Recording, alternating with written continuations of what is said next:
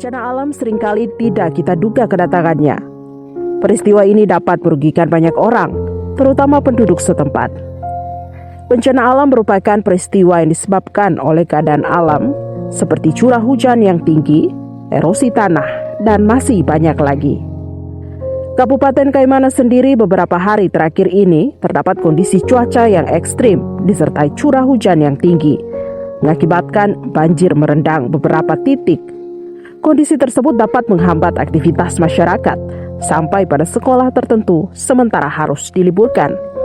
Dengan demikian berbagai alasan mendasar yang menjadi penyebab terjadinya banjir tersebut. Penebangan hutan. Tentu penebangan hutan menjadi salah satu alasan terjadinya bencana banjir. Hutan memiliki fungsi sebagai daerah resapan air yang baik. Namun dengan banyaknya penebangan pohon sembarangan oleh pihak-pihak yang tidak bertanggung jawab merusak hutan tersebut. Jika penebangan terus dilakukan, maka di kala musim tertentu tidak ada lagi pohon-pohon yang besar yang bertugas untuk meresapi air, sehingga mudah terjadi banjir dan longsor yang melanda pemukiman maupun area tertentu yang berdekatan pada wilayah penebangan tersebut.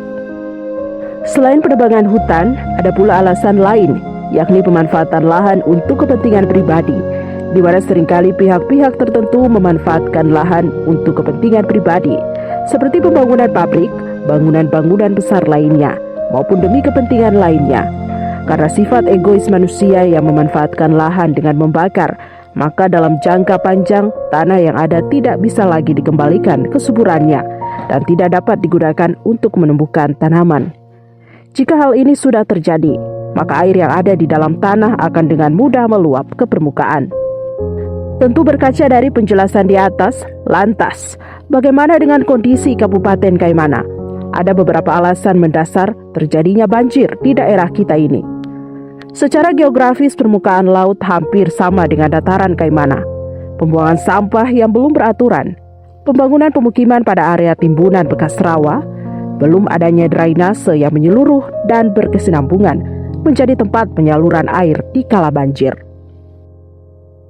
Nah, Kabupaten Kaimana yang sering dikenal dengan kota senja memiliki wilayah yang didominasi oleh wilayah perairan, di mana daerah ini berhadapan langsung dengan Laut Arafuru, serta letak ketinggian 0 sampai 100 meter di atas permukaan laut. Tentu dengan ketinggian tersebut, Kaimana termasuk dalam daerah dataran rendah, karena ketinggian di bawah 500 meter.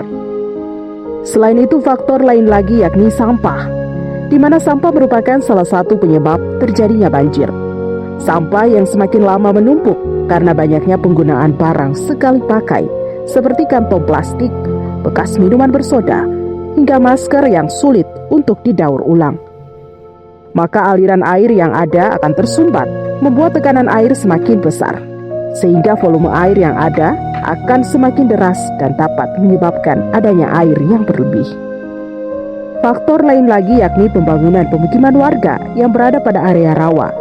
Kondisi Kabupaten Kaimana yang didominasi oleh perairan membuat masyarakat sedikit sulit untuk mendapatkan lahan demi membangun rumah. Tentu salah satunya jalan adalah penimbunan area rawa. Penimbunan area rawa menjadi salah satu pilihan bagi penduduk Kaimana untuk membangun rumah. Tentu kondisi demikian berdampak pada banjir, karena dataran kita yang rendah ditambah wilayah yang didominasi oleh air, maka datangnya musim hujan tentu sangat mudah luapan air naik dan area tersebut dapat tergenang. Kabupaten Kaimana yang termasuk daerah rawan banjir ini tentu harus memiliki rancangan drainase yang mumpuni demi menjawab bencana alam yang sering melanda pemukiman warga. Tentu jika tidak ada drainase, maka tetap air akan terus merendam pemukiman warga di setiap musim hujan. Lantas, dengan melihat kondisi demikian, apakah kita harus diam dan menyerah?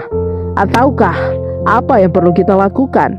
Tentu kondisi bencana alam ini sangat membutuhkan perhatian bersama untuk mengatasinya. Salah satu langkah utama adalah perencanaan yang matang. Dalam perencanaan tersebut, membutuhkan kerjasama dari berbagai segi dan berbagai pihak, terutama pihak-pihak yang berhubungan langsung dengan kondisi bencana alam tersebut. Dengan demikian, mari kita mulai membenahi dari sekarang.